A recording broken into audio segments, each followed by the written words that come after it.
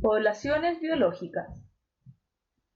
Para poder definir un grupo de organismos como una población biológica, este debe cumplir principalmente tres características. En primer lugar, todos los organismos deben pertenecer a la misma especie. En segundo lugar, deben vivir en un mismo hábitat, es decir, en un mismo lugar. Y por último, deben vivir en un mismo tiempo, es decir, que habitan simultáneamente el mismo lugar. Sobre una población podemos describir distintas características que nos ayudarán a entenderla. En primer lugar, la densidad poblacional. Esto se refiere a cuántos organismos hay por superficie de terreno. Es decir, si hay dos terrenos equivalentes en superficie, aquel que tenga más organismos tendrá una mayor densidad poblacional, ya que la densidad se definirá como el número de organismos por los metros o kilómetros cuadrados. Una segunda característica importante es la distribución de las poblaciones, es decir, la forma en que los organismos se ordenan en el hábitat en que viven. Una primera opción sería que tuvieran un ordenamiento azaroso, o sea, que no cumplen ningún patrón en particular. Una segunda opción sería un ordenamiento uniforme, es decir, que se esparcen por todo el terreno de la misma forma.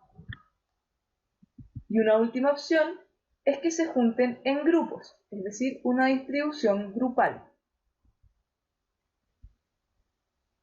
Otra característica importante sobre una población es su forma de crecimiento.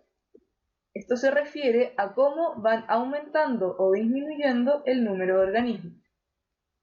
Lo más común para una población biológica es una curva de crecimiento sigmoidea. Esto quiere decir que en un principio el crecimiento de la población es lento, ya que si se empieza con pocos individuos, la capacidad reproductiva de estos no es mucha. Luego existe un periodo de crecimiento exponencial, en el que mientras existan recursos disponibles para alimentarlos, los organismos se multiplicarán tan rápido como puedan hacerlo. Finalmente, se llegará a una densidad estable de la población que vendrá definida por los recursos, es decir, cuando el hábitat ya no pueda soportar más organismos, la población se estabilizará en una densidad constante. A esta se le llama K o capacidad de carga. Para calcular cuántos individuos tiene una población en el tiempo, se deben considerar varios factores. Podríamos decir de forma muy simplista que el número de individuos de una población en el tiempo corresponde al número de individuos que habían en un principio más el aumento de individuos menos la disminución. Esto, para una población biológica, se traduce en el número inicial más el crecimiento natural de la población y las migraciones, es decir, los individuos que cambian de ambiente. Para ser más detallados, esto se traduce en que para calcular una población biológica se debe considerar el número inicial de individuos en la población. Se debe sumar el número de individuos que nacen y el número de individuos que inmigran, es decir, llegan de otros lugares a vivir a este hábitat.